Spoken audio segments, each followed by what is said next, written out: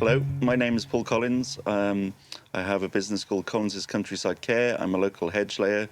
Today I'm here to show you how to handle an axe head. You have an axe handle that's broken. First thing to do is to take this axe handle off, but I think it's quite helpful to give some terminology to the axe head. So here's your axe head. This is a classic rounding pattern. This bottom of the bit is called the heel. That's the toe. These rounding patterns have lugs. So this pointed bit at the bottom is a lug. You'll see on this Scandinavian pattern there are no lugs. We refer to the hole that the handle goes in as the eye, and then the back of the axe, flat bit here, we refer to as the pole. Some patterns have cheeks, so they'll have a rounded, flared, or a convex cheek, but these are, as you can see, quite wedge-shaped, or even taper in there.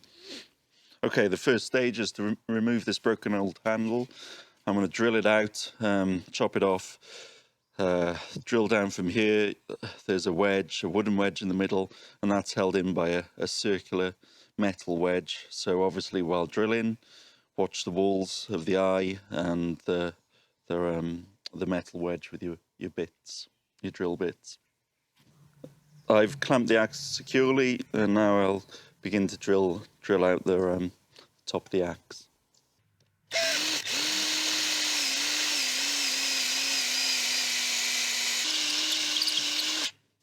Okay, so I've used multiple bits, different sizes, to get as many holes drilled into that. To try and break all these holes apart and just mangle it up as much as possible.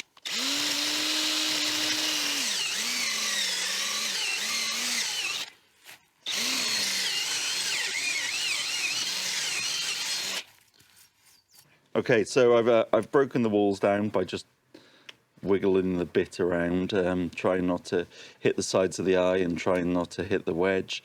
I've got to lever this wedge out now. As much sort of material as you can possibly remove, the better, because it'll make removing this handle easier.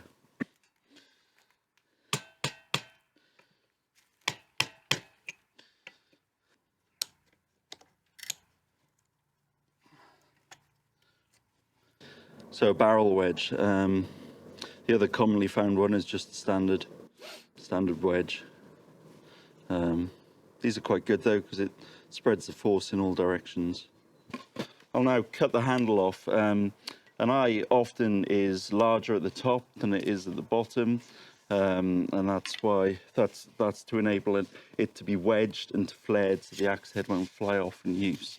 So it's easier to drive the wedge out through the top than it is to come the other way. So you need to cut it off and start tapping.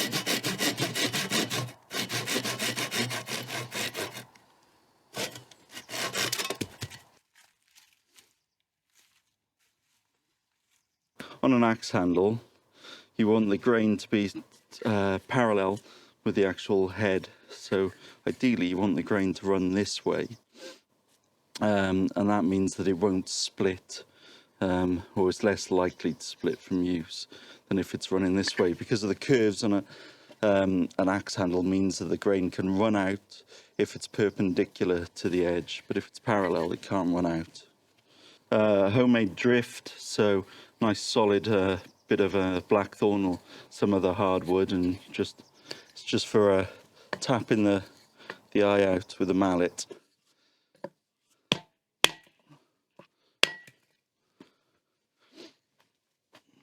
Clean it up. Wire brushes are good. Motorized wire brushes are better. Brass if it's just a light clean is adequate. You can get steel cut brushes as well, like this on an angle grinder. They're for a more substantial corrosion.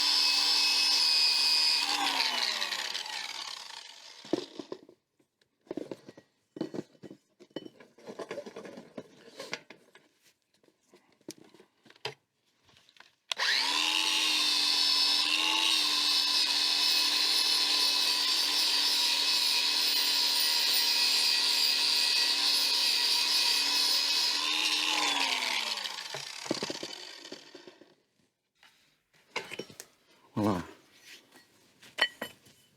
So the nice thing about a wire brush is it does keep the patina. It doesn't like, well, some people like a shiny axe head, some people don't.